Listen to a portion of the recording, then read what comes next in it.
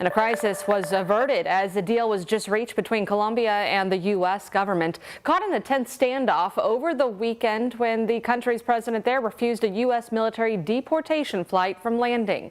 All of this as President Trump begins his second week back in the White House. ABC's Alex Prescia explains. This morning, the new Secretary of Defense, Pete Hegseth, arriving at the Pentagon for the first time, greeted by the chairman of the Joint Chiefs of Staff. The former TV news host and combat veteran sworn into office by Vice President J.D. Vance, who also cast the tie-breaking vote in the Senate to secure his confirmation. There's an emergency at the southern border. The protection of the sovereign territory of the United States is the job of the Defense Department. Military planes being used for the first time in U.S. history to deport undocumented immigrants.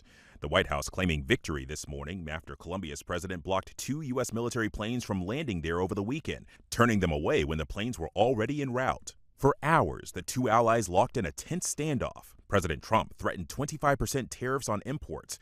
Colombia's president fired back with a tariff threat of his own.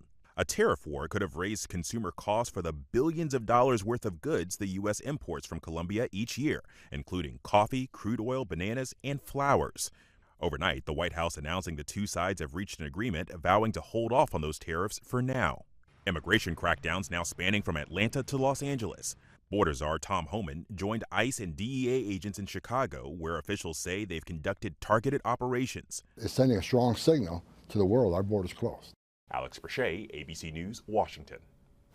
This week, the Senate will hold additional confirmation hearings for 3 more of Trump's cabinet picks. They include Tulsi Gabbard for Director of National Intelligence, Robert Kennedy Jr. for his HHS Secretary, and Kash Patel for the FBI Director.